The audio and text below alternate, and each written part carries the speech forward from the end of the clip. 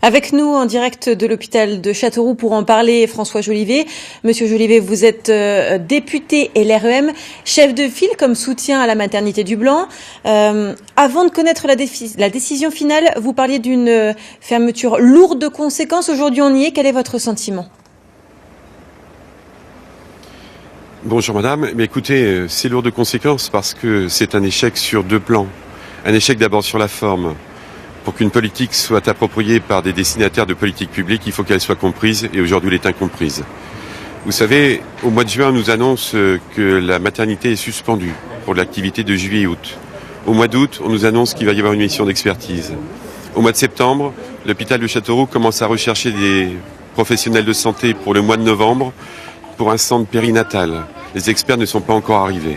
L'expertise est faite, mais même si elle est juste, ce que je ne sais pas, je ne suis pas un expert, eh bien en tous les cas, elle ne peut pas être comprise puisque la décision a été prise avant. Et puis par ailleurs, nous essayons d'avoir un rendez-vous avec la ministre.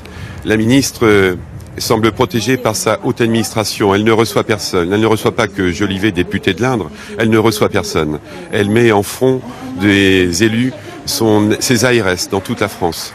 Et en fait, je pense que ces ARS, si d'ailleurs elles avaient réussi par le passé, on aurait un peu plus de médecins en France. Donc elle est à la tête d'une administration en échec et j'ai l'impression qu'elle est l'otage de celle-ci. Et pour moi, c'est incompréhensible. Après, sur le fond, nous avons une maternité qui est située à 70 km du premier hôpital.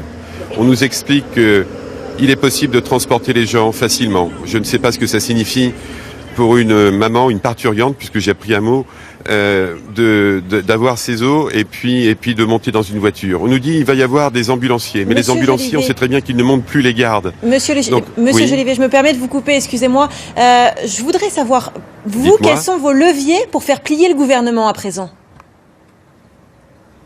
Alors, le levier pour faire plier le gouvernement, vous savez, le coup de grâce a été donné par des élus du territoire de l'Indre.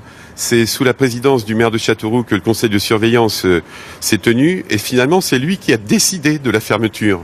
À l'exception d'ailleurs les conseillers départementaux et je fais grâce au président Descoux d'avoir une vision globale du territoire de l'Indre. Et aujourd'hui, le levier, ça ne peut être que les actions menées sur le terrain.